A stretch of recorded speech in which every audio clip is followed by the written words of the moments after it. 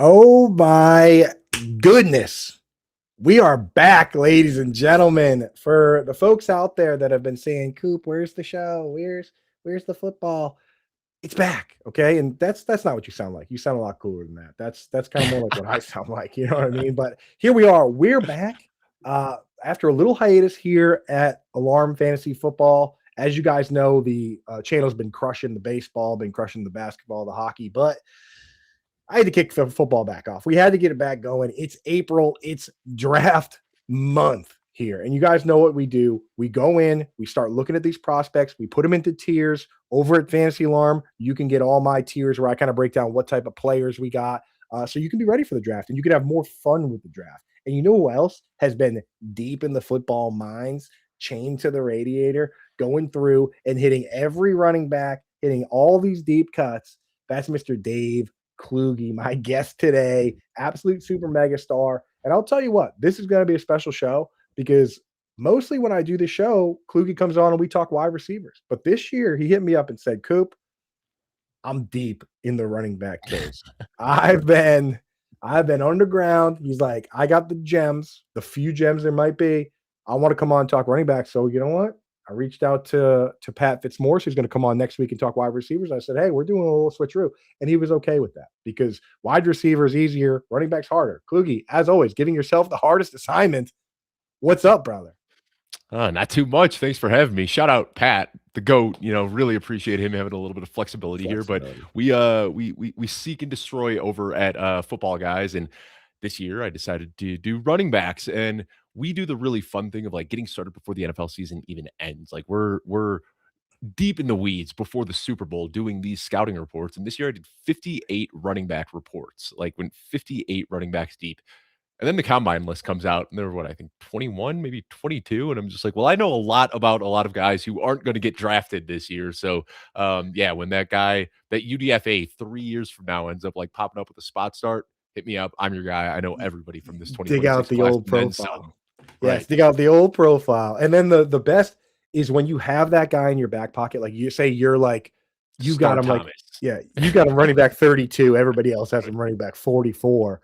And then he does get drafted early. Then you got to scramble to be like, just so everybody knows, I like this guy, and I knew this was going to happen to some degree, and here's it's like it's good to have that info in the back pocket because when Cole Strange goes in the first round, everybody's scrambling to be like, here's my take. Kluge, you got takes on 50 guys, which is why we brought you on.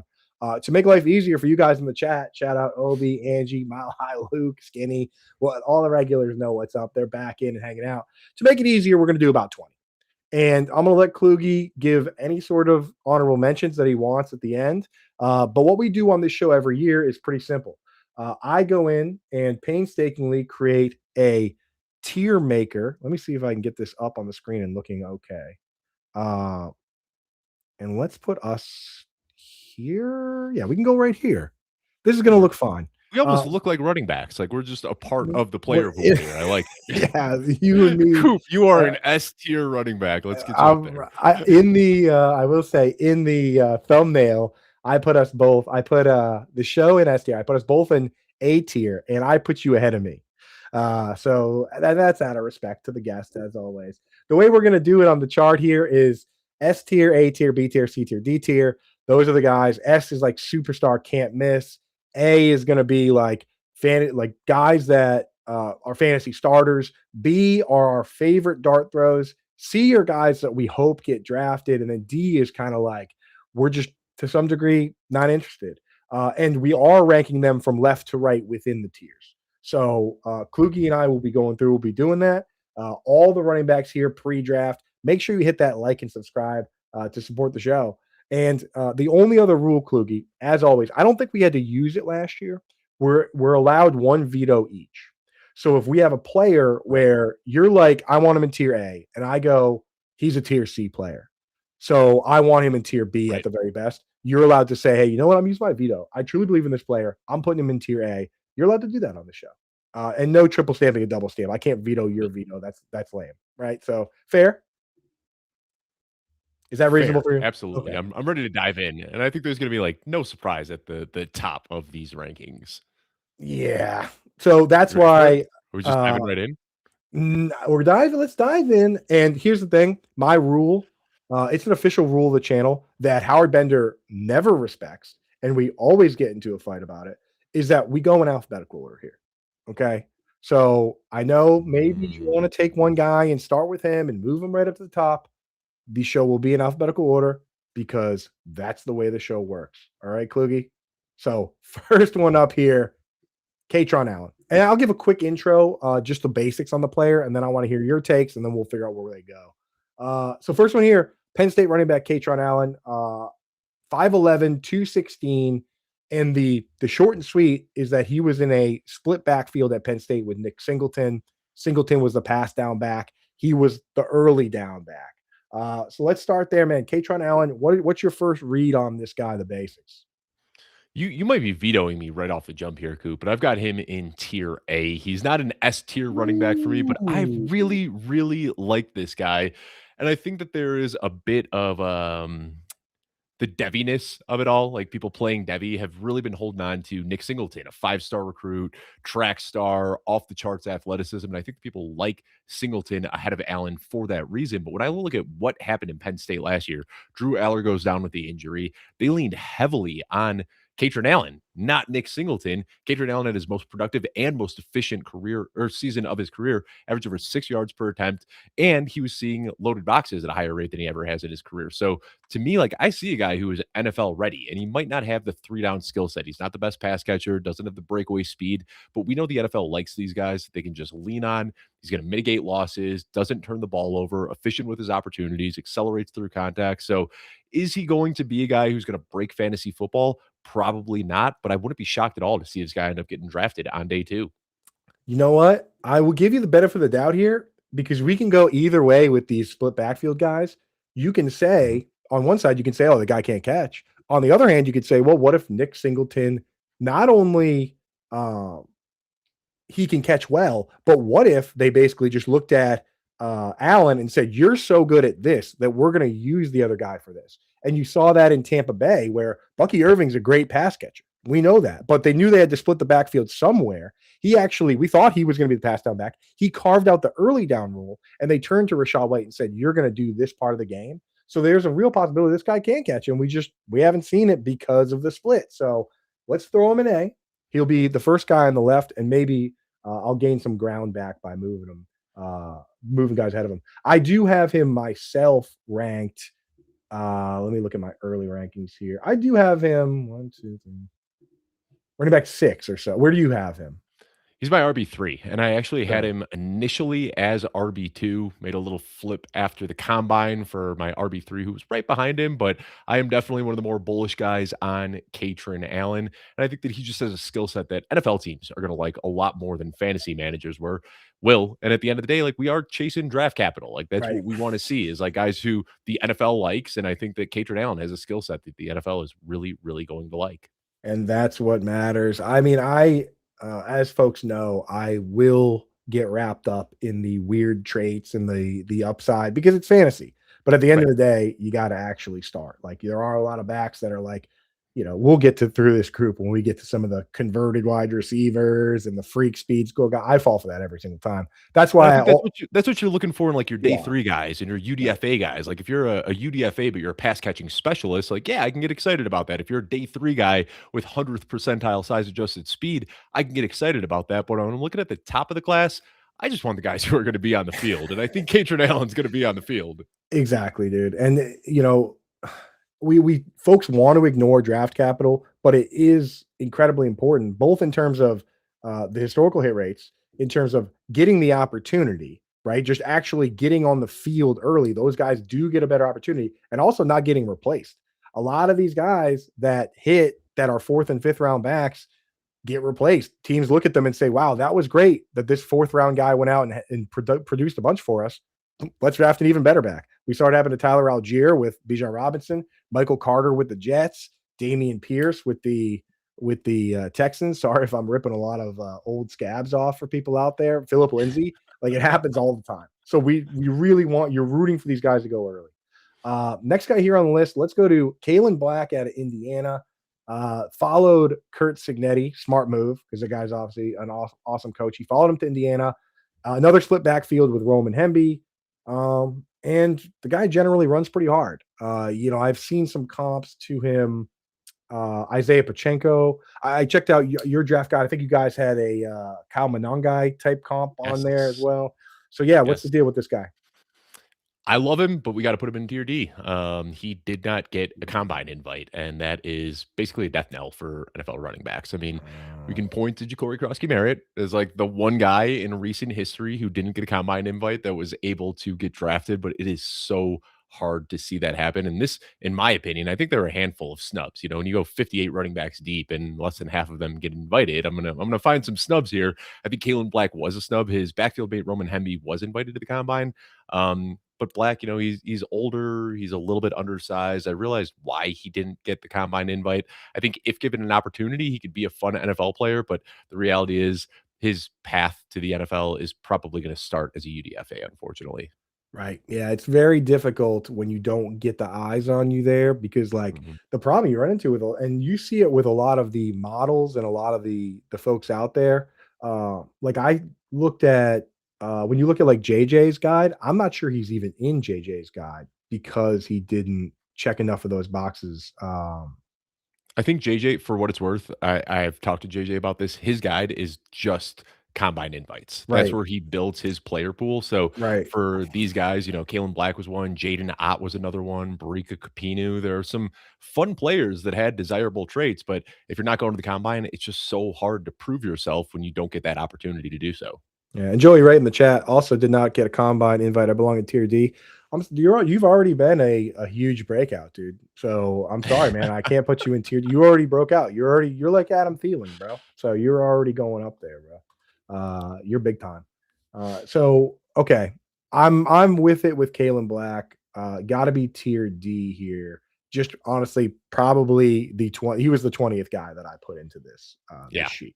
But I thought he had to be in there just because when you do watch him, I mean, he's got those like explosive traits that sometimes, I mean, the sheer willingness to run into a pile the way he does is what you do see from guys like Pacheco and Monangai. So, just a name to know as like a potential UDFA. Yeah, where Uh, sometimes it's like, you know, you could step around a defender. You don't need to run through every guy's chest. Like you, I you can know. sometimes avoid contact, but that's just not in his DNA. Dude, Pacheco, watching him sometimes, he's one of the few guys. And again, I watch football for work, but like every once in a while, you watch a guy and they run into somebody and the way the helmets crack, it makes you go like, oh, like I wish he didn't do that. And this is one of those guys.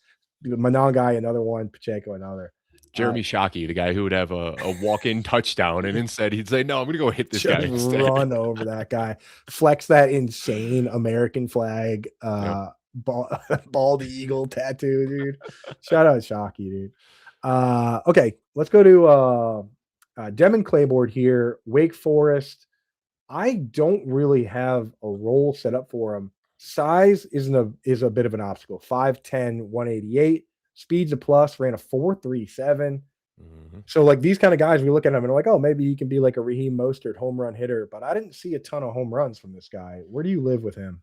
Yeah, I've got him. He'll be a tier C guy for me, kind of on the fringe of B and C. Probably be the top of tier C here.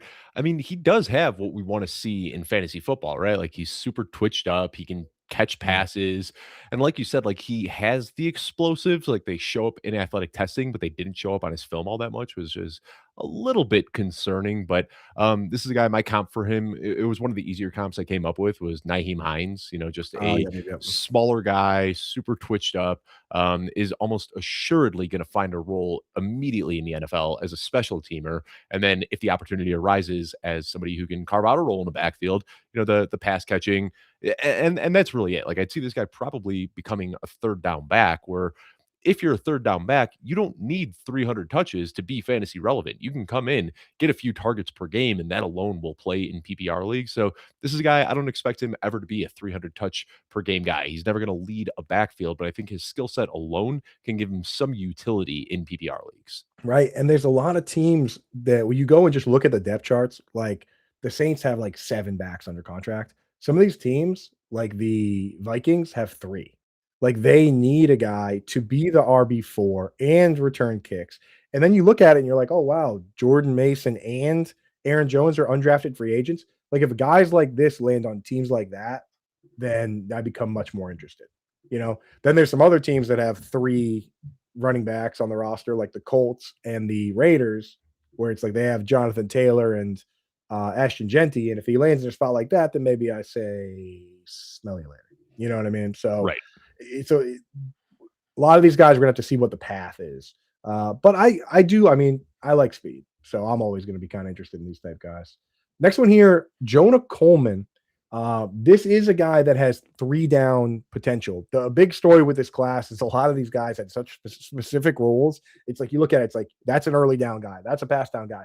This guy at least had some 3 down upside, 31 catches, 17 touchdowns his last season.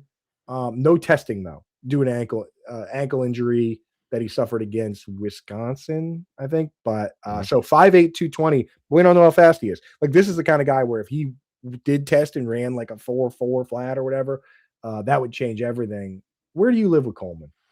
My guess is that if he ran, he probably would have ran like a 4.6 though, and I don't think he's a Yes. 4.4 guy. Like that Right. didn't show up. There were a lot of times where he'd have the lane and you'd think he was going to house it, and then he'd get chased down. So I've got him in tier B. He'll probably be a top of tier B, like as far left as we can go in that one. And that's really what it comes down to. Like the 3 down skill set is there, but the lack of athleticism scares me a little bit. My comp for him was CEH, another shorter, stockier guy who could theoretically play all 3 downs, but just like didn't have the athleticism that ever really translated to an NFL field. And I feel like that's kind of the issue with Coleman here. I think that in college, he was able to just beat up on boys, but when he's playing against men in the NFL, it changes a little bit. So I've got him as a tier B guy, but does have a skill set where, like, if it's for one season or just for a spot start here and there, I think you could lean on him, but he's not a guy that I think is going to get drafted with the intent of taking over a backfield. See, I want to put him in tier A at the back end simply because of the lack of 3 Yeah, down guys. Why don't we put him why don't we do how about we compromise here? So I you don't think have that's to totally fair. so I you think don't have like to use your veto. Why don't we put him in tier A, and then if our tier A gets too loaded, we'll bump him down to the top of B. perfect. I like Okay. that. Because I don't wanna force you to use your veto early, although, I will if I have to. If it gets too contentious, I'll make And you I get pull it. the card. There's a lot of people that really like Coleman out there. For me, it's just like I never saw the explosives that I Right. want to see. And you could say the same thing about Katron Allen as well. I just think Katron Allen, a little bit heavier.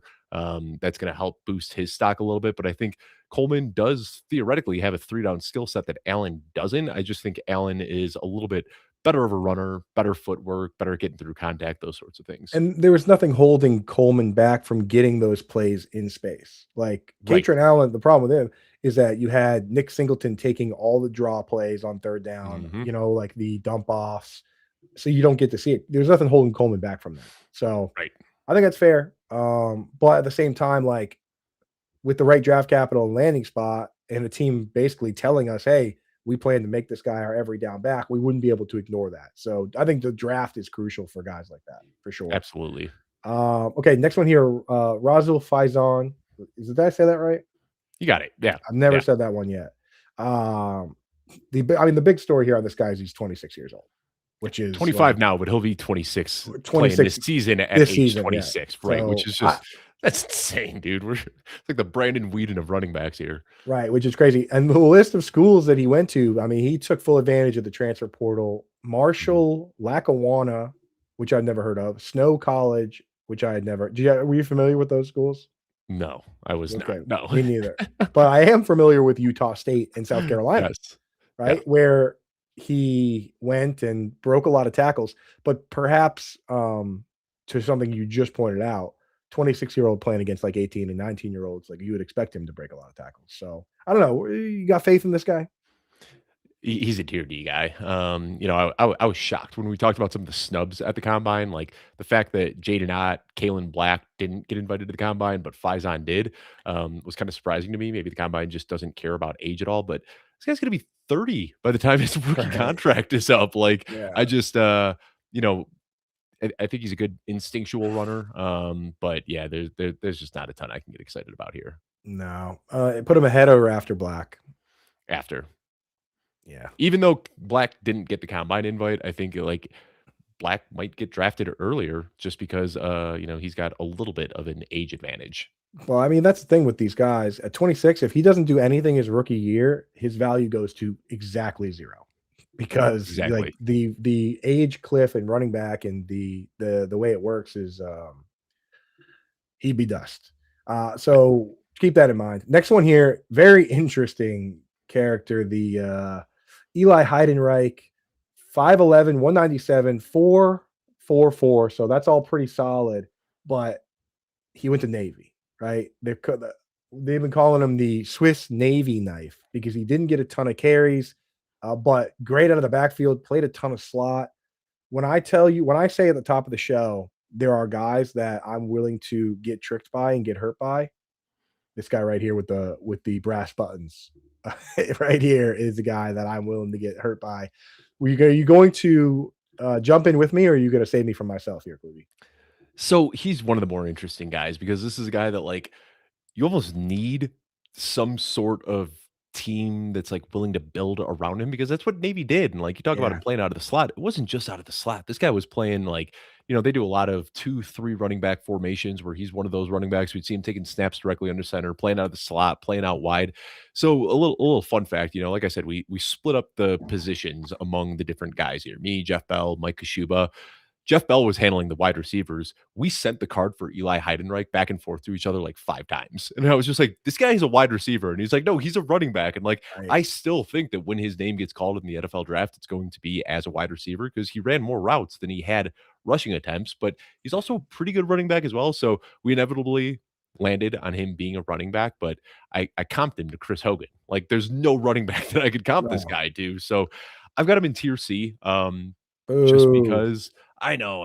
It's and I think so much of it comes down to like if he can hold onto that running back title in the NFL, there could be some fun usage here in fantasy. But I am almost positive that when his name gets called, it's going to be Eli Heidenreich, wide receiver from Navy. And if Mm. this guy's just a part-time rotational wide receiver in the NFL, that doesn't help us all that much in fantasy.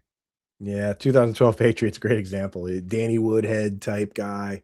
Um, And you know the ties too with Steve Belichick. Bill's dad was the longtime coach at Navy. and So I like know everything, dude, the stars align. Like if Heidenreich isn't a Patriot, the NFL has just completely lost the plot. Patriots. I mean, but the thing is, there are some schemes where this guy would be great. Like I Mhm. look at the Kyle Shanahan tree where Yep. it's you look at the two backs that have run the most routes from a wide receiver spot over the last couple of years have been by far Christian McCaffrey and Devon Achane.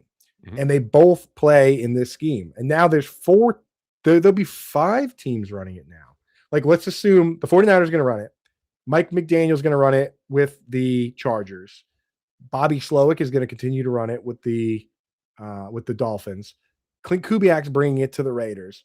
And my understanding, because Flory, the new offensive coordinator for the Seahawks, is coming over from the 49ers. So I'm guessing they're going to keep running it.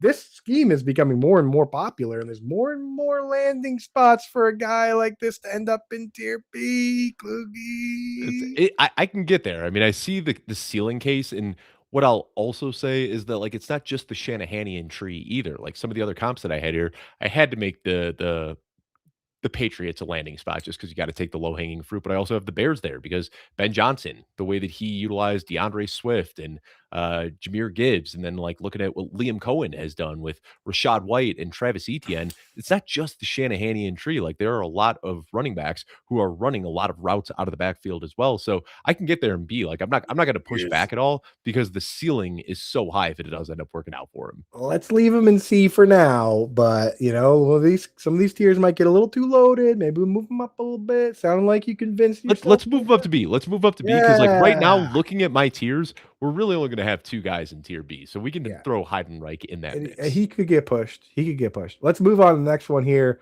I know we were you and me were texting. We're like this class. It's going to be tough to even talk about him for an hour. We're half hour in the show. We've talked about not maybe a fourth of the guys we need to hit here. Roman Hemby, Yeah, Indiana. we can move through this one quick. Okay, pass catcher at Maryland, and then transferred to Indiana where he got a ton of carries. So If so, facto, can we put the two pieces together and call it one thing, or is that cheating? Can we say he's a 3-down back because he did a little bit of both at two different schools, or is that cheating? No, no. I mean, when Cheating. when I watch Roman Hemby, like anytime I was watching him get touches, I was saying, "Why isn't Galen Black on the field?" Like Yeah.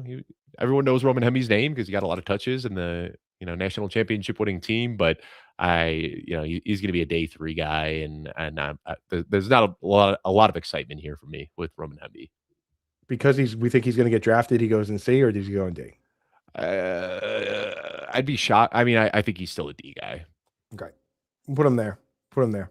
I have no arguments with that, to be honest, because I too look at it and I'm like, yeah, like the pass catching at like I would have loved to see that translate to Indiana. And then like the carries is great and all, but like that offense was so prolific that it wasn't even like that crazy of a share of the touches, you know? Right. And he didn't run, which we don't really know what's going on there. Next one here, Robert Henry, not super great size speed, 5'9", 196, 4.52. The production was also at a small school. So he's Texas El Paso. So, not really difficult competition. He's also 24 years old. I am actually having a little hard do you have any positives to throw on there? Or would you just throw him right in tier D?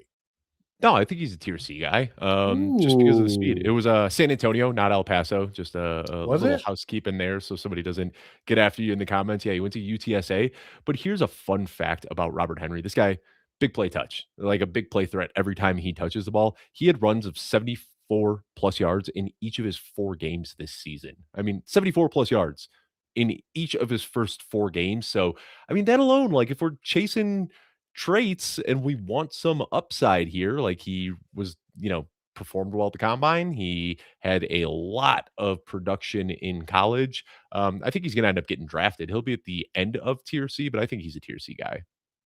Now, I have to point out that he has 2 first names. So can we Mm. trust him? Yeah, that's the problem. Somebody asked me that the first time I ever heard that 2 first name thing. Do you remember Matt Christopher? He used to write like kids books about sports.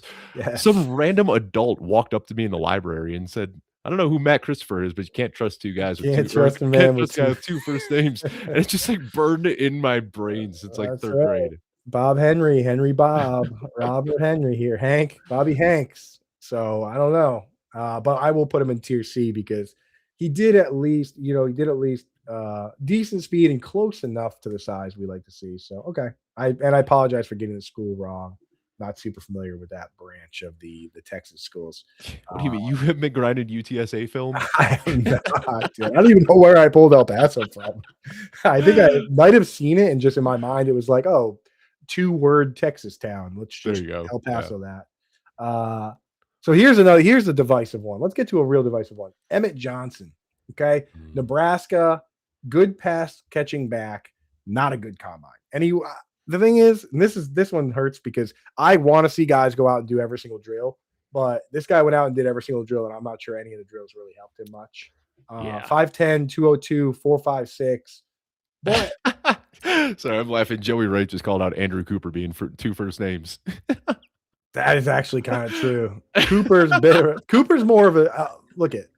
All right, I wanted to make sure we get the classifications correct. I do believe Cooper more of a dog name than it than it is a true first name. That's the one I get more than anything. The people are like, I'm like, oh yeah, my friends will call me Coop to somebody, and they're like, oh yeah, my friend's dog is Coop. And I'm like, oh, okay, that's awesome, I've yet to meet a uh, dog named Dave. dude. Okay, here's what's crazy. My daughter Lainey, 2.5 years old, a little older, she has this stuffed animal that she calls David, the dog named David. And we're like, where did you get that from?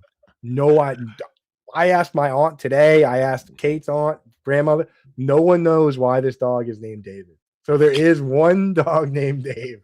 It's a stuffed animal that went for a walk with us Love it. yesterday. It is crazy, dude. I know we're crunched for time, but I got to tell you this, man. Yesterday, I was doing a show with the FFPC guys, logging in at 9 o'clock. Right before Lainey's going to bed, she goes, I saw a man on the porch, which is our sunroom. And I was like, what? And she goes, I saw a man in the sunroom. And I was like, where? And she goes, right there. And I was like, did he say anything to you? And she goes, his name is Mr. Silent. Oh, no, nightmares. do, I, Hell no. do I have to move? Like, do I need to? Yes. Do I need to move? That's the start of every horror movie I've ever. She goes, yeah. And then she goes, good night, Daddy. I'm like, good night. I'm like, you're gonna sleep? I don't think I'm gonna sleep. What are you talking about? I'm like, I need more information. Like, she's like, no, bedtime. Like, I was like, what? Mr. Silent was on the porch. I just figured. And then I had to go do a show. I was so rattled, man. So rattled. So well, we got the big guns in the chat now. We got Chuck Bass asking us to stay on topic. So dude, we gotta do that. Yeah, the master of staying on topic, Chuck Bass. Unbelievable. I remember doing a show with him and where somebody genuinely in the comments said, are these guys ever going to talk about football? And the answer from that point, the answer was definitely no. So, okay, back to the topic at hand. Emmett Johnson, Mr. Silent. Where do you go with him, man? Because like the pass catching's there, which is kind of the number one thing we love, but combine was bad. Yeah. He's a B guy for me, tier B, and I know that's most people are probably going to put him in tier A. I was a little bit cooler on Johnson before the combine. Yeah, we could definitely put him ahead of Heidenreich, but again, I take a lot of pride in my player comps. I try to look at like athletic and stylistic comps, and the comp that I came up for with Emmett Johnson was Ahmad Bradshaw, who had a 3.5 relative athletic score, like bombed the combine as well, but a vision-based runner who was good at catching passes and had a long, prolific NFL career because of it. I think that's in the range of outcomes for Emmett Johnson, but I think the hope was that he'd come out and smoke the combine and end up being like the RB2, RB3 in this class. That didn't happen.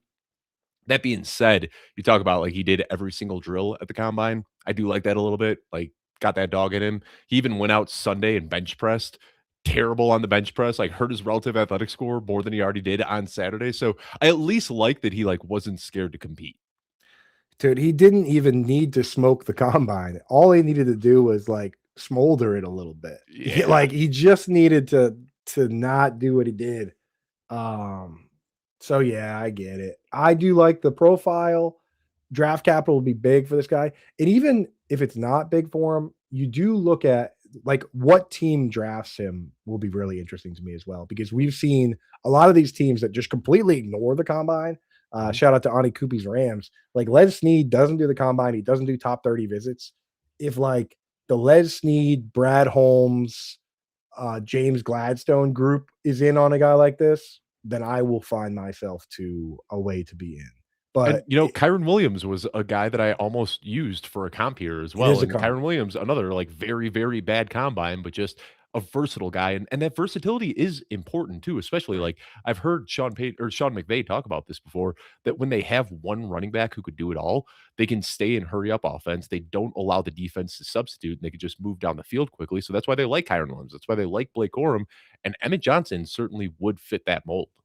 Yeah, 100%, man. And that's the kind of guy where it's like the draft is going to be important and who drafts him is going to be important. Like if he falls to day 3, I would still be interested just because of the pass catching ability. For me, especially when you're watching the film, the ability to catch passes to me is a good sign of football IQ, because there's a lot of guys that just get lost and they get bored and they don't know when to peel off. They don't know where to be and when to be available. And this guy, one thing you cannot say about him is that he doesn't have good awareness in the pass game. Like the reason he caught so many passes is he knew how to make himself available and find. He definitely understands defenses because he's finding spots in the zone and getting open. So, but again, sometimes those guys don't rip our face off at the next level. So he also didn't pass block that. If he was a better pass blocker, I'd probably be arguing to put him in tier A. But like that could also be a problem for him. Yeah. Also get like some, I hate to say it because like it's still fresh, but like some Caleb Johnson vibes here where like Caleb Johnson was a guy that I was lower on last year because I was like, you know, he's behind a good offensive line at Iowa and he's getting a ton of volume. Emmett Johnson was getting a ton of volume behind a good offensive line at Nebraska, but like there weren't any traits aside from the pass catching. Like you can't take that away from him. He did catch a lot of passes, but like I don't know if I see a lot of traits that are going to translate to somebody who's going to be really exciting in the NFL. Right. And you know what? I need to take a second here to say to the folks here, if you look at these rankings that we're doing, you look at Emmett Johnson or Jonah Coleman, and you disagree with us, then great. There's an opportunity for you to go and take advantage of that right now.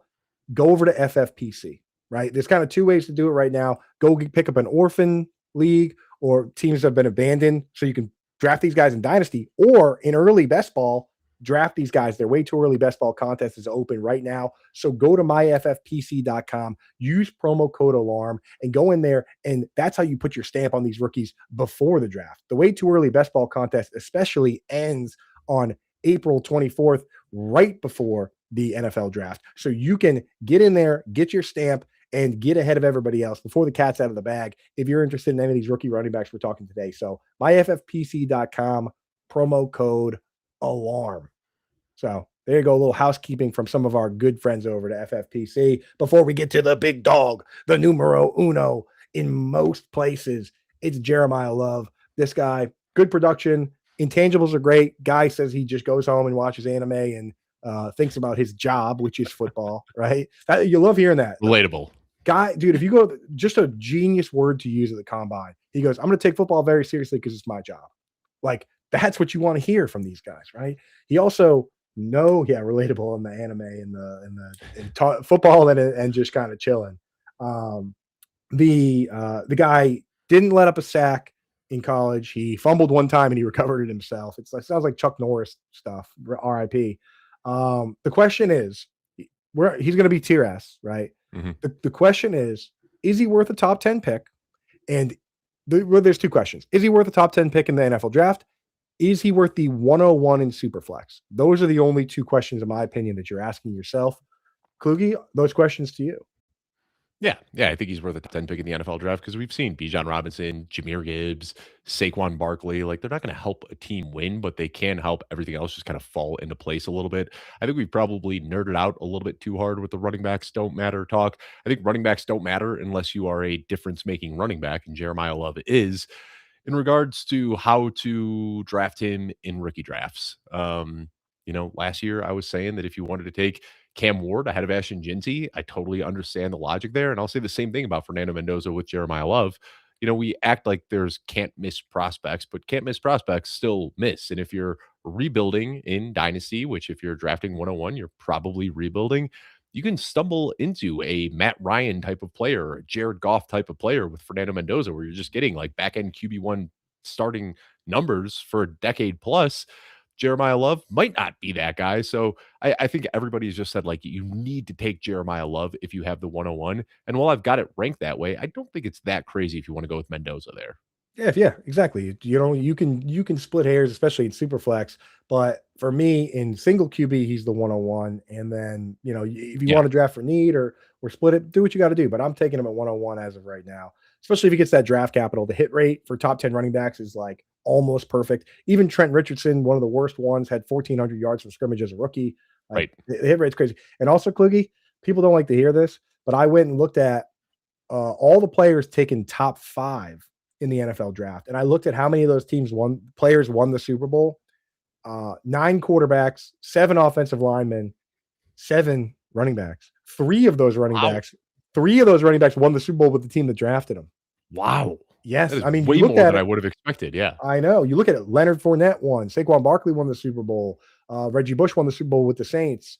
Walter Payton won the Super Bowl, right? It's like you go through and there's actually a pretty good list of guys. You do wide receiver. 2. One of them was Desmond Howard, who was essentially a kick returner when he won with the Packers. The other one was Keyshawn Johnson. Neither one with the team that drafted him. No wide receiver drafted top 5 has won the Super Bowl with the team that drafted him. So just keep that in mind. This year we just got the first cornerback in no, not Cooper DeJean, with with Witherspoon. Oh yeah. This year, right, this year. Yeah. So the I should probably post that information. I always like look these things up and spend like an hour doing it, and then I just like share it on this podcast when I'm just like a little square in the corner. Like maybe I should post that. So I will share that information with everybody. But just keep that in mind. I mean, like these guys, like people always say don't do it. Well, you know what? You can do it. Linebacker Yeah. also 7. It's like it's not the end of the world. Just get the best player in the draft. So there you go. Next one here. I The lost what we Fournette were one talking is about. just, like, objectively a little bit funny that he did it, like, in his last year with Tampa Bay on, like, dead Oh yeah, legs with Tom Brady, like, yeah, it technically counts, but there's some funny technically, context there. yeah. There's some other on there that you look through and it's like technically counts. You know what I Yeah, mean? Like, the but best kind of correct, technically yeah, correct. technically correct. I mean, Reggie Bush also maybe not that great of a Right. pick, but he did win the Super There you go. Bowl. So everyone's gonna have to eat that. So next player here, Seth McGowan, Kentucky, but he also was a guy that bounced around. Again, the pandemic plus the NIL. Really, you're Plus gonna some legal issues from McGowan that yeah. the So at audience can look Oklahoma, into if they right? want. Yeah, yeah, he got Yeah, kicked off the program and then suspended for a year. and then it turned out that the legal issues were dismissed, and then he was able to go back to school. But at that point, you don't go back to Oklahoma; you go to New Mexico, Mhm. where Mike Washington was also there. Then they both transferred out. One thing I will say, Seth McGowan did one thing that Jadarian Price should have done, which was go transfer somewhere and show you can catch some passes, which he Yeah. did. So Seth McGowan, a lot of excuses could be made for him in his favor.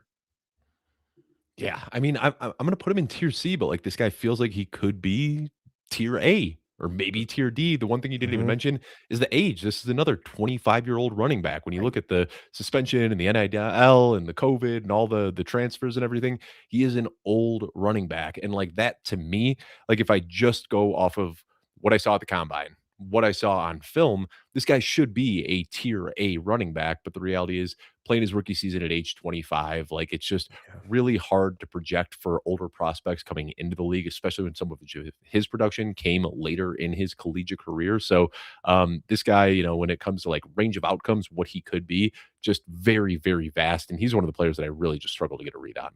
And the again, if dynasty is a game of value, perceived value, the ability to trade away a guy like this if he doesn't hit early is so difficult. You saw it with Yeah. Valus Jones, D. Yep. Eskridge, and they were wide receivers. I mean, we're seeing it right now with RJ Harvey. Mhm. RJ Harvey becoming difficult to trade because now he's 25. So just keep that in mind. I like the spot though for him in C. And if he gets higher draft capital, we bump him up. We're gonna do as always, we kind of circle back post draft to clear things up. Next guy here, Jam Miller out of Alabama. Uh, Not sure really if he is classified more as an early or 3 down back. 4.42 though is good. Yeah. 209 isn't bad. So decent speed. Speed would like if he's a little bigger. Obviously, you give guys from Alabama credit for playing a difficult schedule. Not a ton of explosive runs. What would you categorize this guy as if I made you categorize them into 3 down, early down, or pass down? I think he's probably going to be an early down guy more than anything else, but that worked in college, but he doesn't really have the size to be an Right. early down guy in the NFL. Zach He could Moss bulk was he my could bulk comp up though. for I him. mean, like there's some examples of guys just really working hard to bulk up after Yeah, the draft. Christian McCaffrey, yeah, probably the gold standard of like, there's no way he weighs now what he weighed at the combine because he's like built like a ninja turtle. You know what I mean? Like right. he's a monster now. So it's possible. I'd put him in tier C. And this was probably like my biggest miss as far as like pre and post combine, because when I did my write up on him, I said like he's SEC battle tested and has the productivity and the usage and all that, but like I didn't see a lot of athleticism. And then he came out and he had a very, very strong combine performance. So I Mm, went back and kind of looked through it. This dude was battling through an injury, what seemed like every single week at Alabama, and never really took time off, like, just kept playing through injuries. So I feel like we never even really saw the best case scenario for Jam Miller when he was at Alabama. So he's one of those guys that we're gonna put in tier C, but I think that he does have a pretty high ceiling here, and we know that, NFL teams love looking to these guys that were productive in the SEC, so that could end up making him kind of a surpriser, like a riser coming out of the combine. He could be another big riser coming out of the draft. yeah, I know. One thing with this guy, like, I don't know if it's I don't know why teams do it. I guess I guess I kind of understand why teams like list guys at a much bigger size than what they are in their Yeah. programs. I think he I was don't listed at like 230, right? 220, yeah, like Yeah. 221, 230. Like same thing with Justin Jolie at NC State. I'm watching the tape on this guy and I'm like, man, this guy's ripping off spin moves. He's, like juking guys at 263. Wow, that's crazy. And then he weighed in at 241. Like, what the heck? They were just lying. Yeah. About 20 pounds. Like, it's like that changes I mean, everything. Katrin Allen was the guy that I said was my like pre-combine RB2, and I actually bumped him down after the Senior Bowl because he was listed on Penn State's website as 235. And I said, this guy's 235 and he could move like that. Yeah. Then he showed up to mobile and he was 221, and I was just like, all right, this is All no. right. And like, yeah, he moves like a 221 guy. 220, yeah, exactly. 221 is fine though. Like that's the Right. difference between Jam Miller being in tier A or TC is that he's not over 215 pounds because they lied to us, and I'm upset. So I'm down to put him in tier C because he deserves to be punished for his fibs. Next player here. Where are we at? Le'Veon Moss. Sounds like an NFL player, does it not? It is an NFL name for sure. If we're punishing Robert Henry for 2 first names, then Le'Veon Moss gets the benefit of the doubt for having an NFL power name. I really don't. I'm not sure how this guy fits either. 5'11", 203, 458 pro day time. If people want to adjust that upwards, part of a committee, no clearly defined role, not particularly big or fast. Is this just name value alone right now, Kluge, or you got anything positive to say here? We'll put him in tier C, but I do want to say that like the ceiling for him is so high. He has dealt with so many injuries. I'd put him ahead of Moss and behind Claiborne. Um, the ceiling though, like this guy, when he is healthy, he's dealt with so many injuries, like nonstop injuries throughout his college career. He had an ACL, had a couple other things that he dealt with, but in like the little flashes that we saw where he was healthy, I gave him probably like the gaudiest comp of any player in the rookie guide, and I comped him to Dalvin Cook because when he is moving and healthy, he has that glider type of ability, like where he is just slashing through defenses in the blink of an eye. So Ooh, I like this is one that. I don't know how the NFL is going to weigh the injuries. They clearly impacted his collegiate production, but just a natural runner, great long speed. But the injuries still aren't behind him, and that's why he didn't have a great pro day because he's still healing up. So one of those where I think the ceiling is immense. I just don't know if he's ever going to be able to get there. I like that's the perfect description of a tier C guy, right? Where Right, we're like rooting for them. We're rooting right. for them to get the draft capital. I'm telling you, Bob Henry's about to get name dropped down to tier D if we have more tier C guys we need. This guy is going to be a top 3 tier guy for sure for us, though. Next up, Jadarian Price. Story on him is simple. Stuck behind Jeremiah Love. Maybe a little bit of a Roshan Johnson behind Bijan Robinson type situation, but I think better than Roshan Johnson. Uh, Mhm. this guy should have transferred. I mean, Yeah. I'm sorry. Like, everyone hates the NIL and all that and transfer portal, whatever. This is the exact guy that should have transferred out and just shown a little something for his last year, but he wanted to win. He's a winner. So positives there.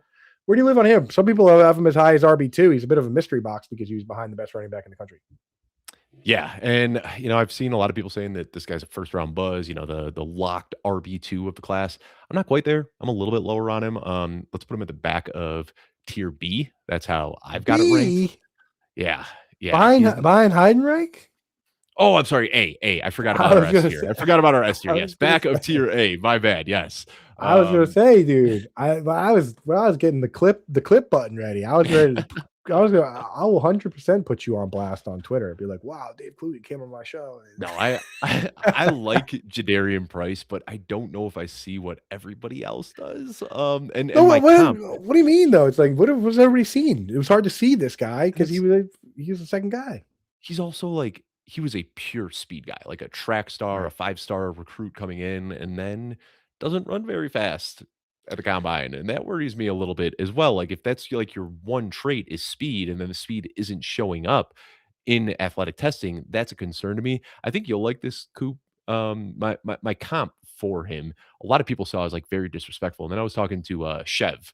I don't know if you know Chev or I not. love He's over Chev, at dude. Yeah, of He's course. awesome, and he is a Florida State fan, so when I said Leon Washington, he, like, jumped out of his chair because Mm, Leon Washington at Florida State was dynamic, and I great. think that he was just, like, a little bit too early for the NFL. Like, Leon Washington today would be around 2 or 3 pick, but he fell to day 3 because there wasn't a room for those types of guys in the NFL 10 years ago, but that's who I see when I see Jadarian Price, like, very natural at weaving through traffic, and that's why we see all of these big plays on special teams, but doesn't have the best contact balance, doesn't have the best lateral agility. It's just kind of like straight line speed and instinctual running that helps him navigate these chunk plays. And Leon Washington famously did run a bunch of kicks back for Seattle and the Jets. You know what I Yep. mean? So, I don't know why you said I would like that. I think you'd But like it because you're a sicko. I Most people hear it is Leon interesting. Washington and they're like, Yeah, it's yeah, so yeah, yeah. disrespectful. You would get where I'm going with Leon Washington. It's not a bad comp. It's a good comp. It's just Leon Washington, wrong place, wrong Leon time. Leon Washington was part of the fairest fantasy football trade I've ever made. All Because right. I traded Leon Washington straight up for Dwayne Bowe one year, and they both got hurt on, like, the first play of the game, the There you next go. game, and me and my buddy turned to each other, it's like, "You're not gonna get a more fair trade than that." Good They were deal. just out both done for the season, so fairest trade all time, 0.0, sure. Okay, we gotta get through these, we got 10 minutes. Do you believe that we can do it? I don't, I but, do. we're gonna do our best. Okay, well, then let's jump right into Adam Randall, Clemson. This is once again a player that I am willing to get fooled by. Wide receiver converted to running back people. Okay. 6'3, 232, big dog. And he ran a 4.5 as well. Obviously, very raw player because he didn't do anything. Talk, Antonio Gibson type situations here with the converted wide receiver to running back, where they have size, but the size doesn't really necessarily always translate to running back size. People are always shocked when they look at how big Antonio Gibson is, right? Yeah. Like, he Yeah. plays so small. Antonio Gibson is 220 pounds. Like, so I don't know. Is this just another Antonio Gibson and I'm dumb? Probably my spiciest take in my rankings. I've got him one spot ahead of Emmett Johnson, so he'll be a tier B guy for me. Whoa, I'm I down. love him. I'm I down. love him so much. Everything you said, like size, speed, pass catching. Like if there is one guy aside from Jeremiah Love that could end up being like an elite RB1, I think it could be Adam Randall. And like, yeah, this ends up being a trap, and we fall into this trap over and over again. These Of like course. size, speed freak, the converted wide receiver type guy, but I'm still going to keep chasing that upside. NFL does too, though, bro. Mhm. Like, this class there's so many guys that are just kinda like, "Meh," that the NFL is 100% gonna say, "Give me the mystery box," and you're gonna see Jadarian Price go early because he's the mystery box, and you're gonna see Adam Randall go early too because they basically look at it the way we do and say, "Hey, you know what? Why would we settle if we could just, go for something that could be anything?"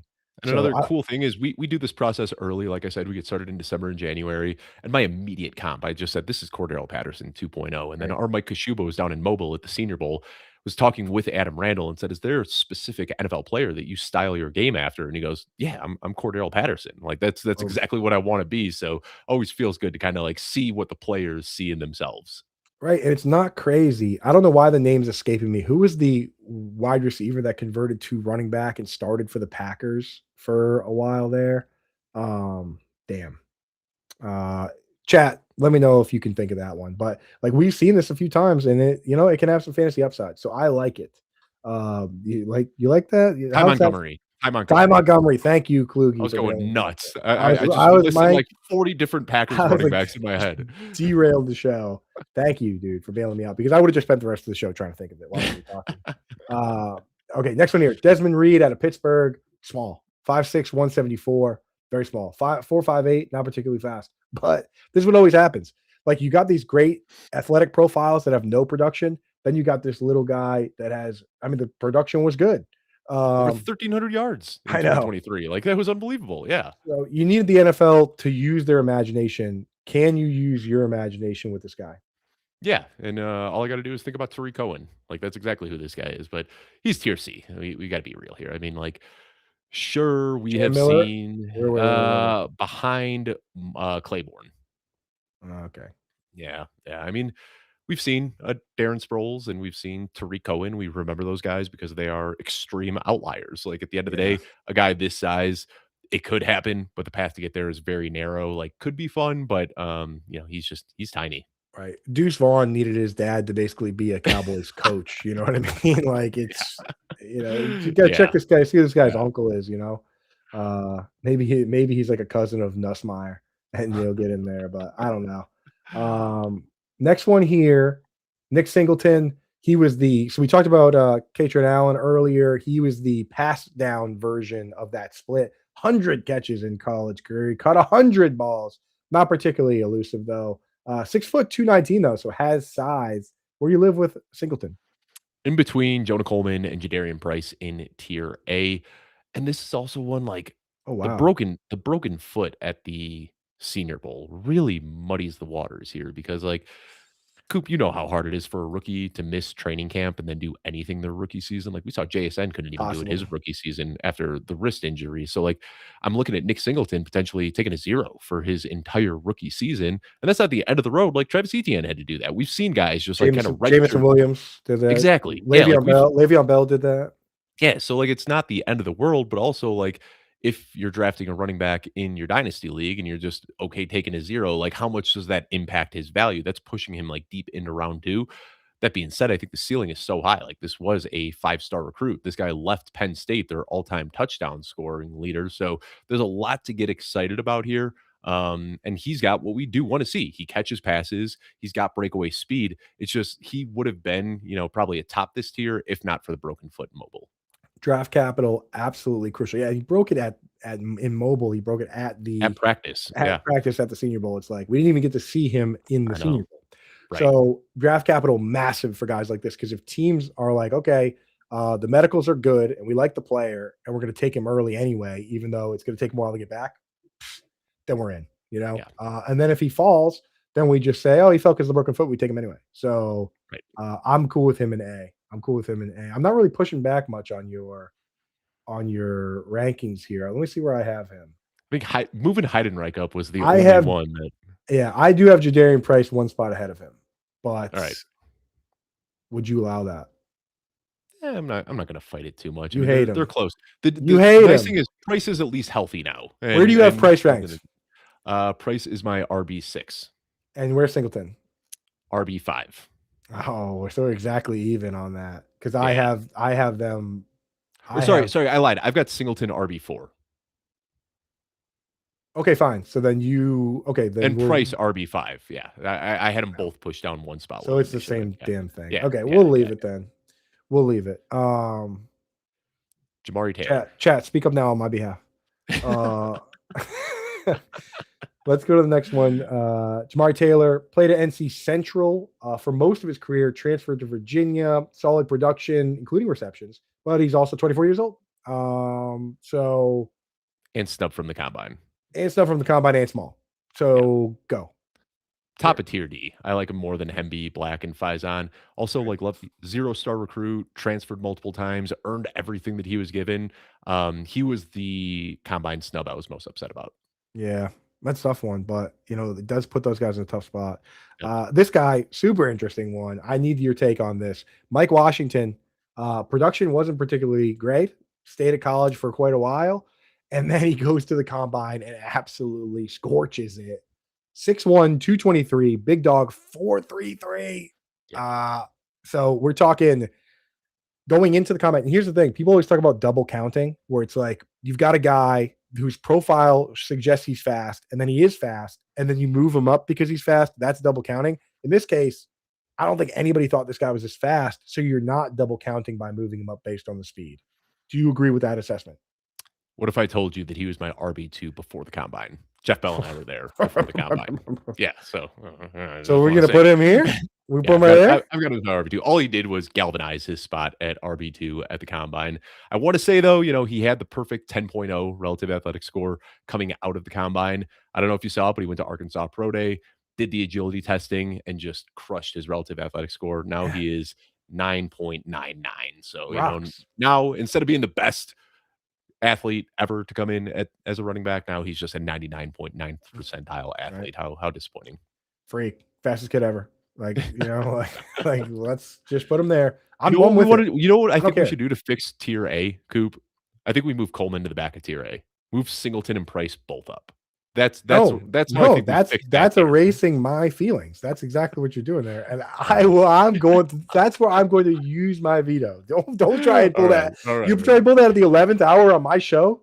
Unbelievable, I dude. know you're Last minute of the show. scrambling in the final 30 seconds. I thought I could sneak one past. Last minute of the show, scrambling. Only person left is Noah Whittington, and you try to move the one take I've had. You try to move that guy to the back of the tier. Unbelievable, dude. No, he stays there because he has 3 down back potential, and that's Fair. that. That's Right. now you forced me to use my veto, and I don't like using my veto against you. That's crazy business. You're setting up for some massive switch at the end here where I don't have a veto left. Classic move. Classic maneuver, dude. Okay, Noah Whittington. I don't know anything about this guy. He played 6 seasons of football, went to Oregon, 5'8", 205. Do you have any strong takes on this player? Like a Justice Hill type. That's what I see. He'll do special teams. He'll catch some passes. I've got him ahead of Jamari Taylor, but in tier D. He's another old guy. Or I'm sorry, behind Jamari Taylor. So Jamari Taylor and then Whittington in that tier. But yeah, a competent player, but I don't know, man. I get scared off. Seth McGowan, Razul Faison, Noah Whittington, these old guys. Like, I don't want to spend a dynasty rookie pick on a guy who's already trending down on the age curve. Right. So, okay. I totally agree. You have an opportunity right now to move any player. Any player. Except Jonah Coleman cannot be moved, and you cannot move Singleton or Price ahead of him. You could move somebody from tier C up to make it more aesthetically pleasing.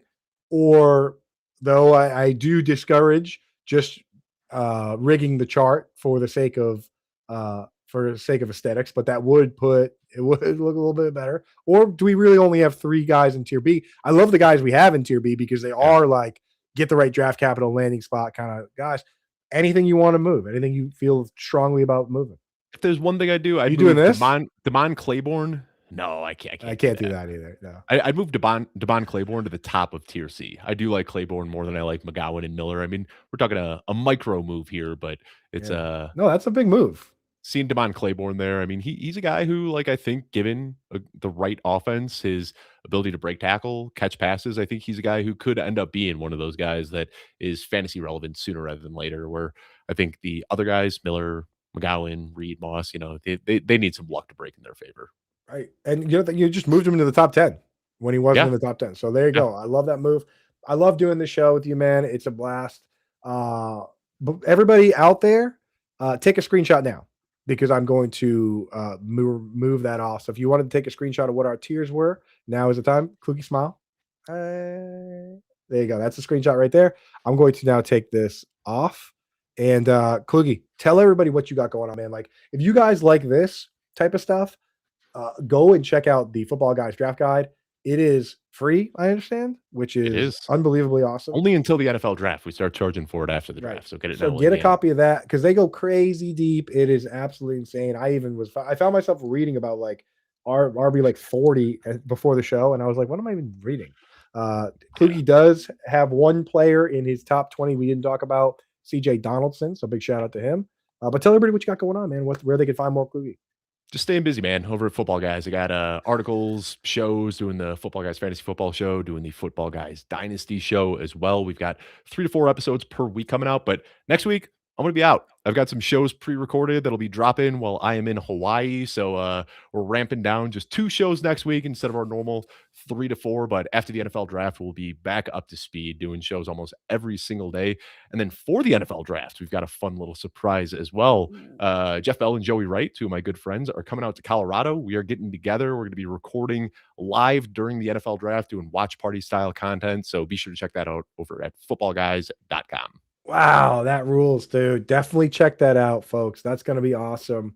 And for me, I got all my content up. My rookie rankings pre-draft are up. Best ball, dynasty, that's all going right now. Next week, we're going to have Pat Fitzmaurice on to do the wide receivers. Then we're going to have the always enjoyable to have around Jim Coventry to do quarterbacks and tight ends. So make sure you do that. And if you want to take advantage of all this information, best place to do it right now, myffpc.com. Use promo code alarm. They'll give you $25 when you deposit $35 or more. You can get in before everybody else. Take advantage of all these takes before the cat's out of the bag. Get yourself some Adam Randall before he goes in the 3rd round to be a superstar pass catching back for your favorite team. So that's it for us. Thank you so much for tuning in. Next week, same time for us here at 1:00 on Wednesday, and we're just going to do that all year until we kick off. We'll start bringing back some other shows, but every Wednesday, 1:00. So from Dave Kluge, from Andrew Cooper, we adios, turd nuggets.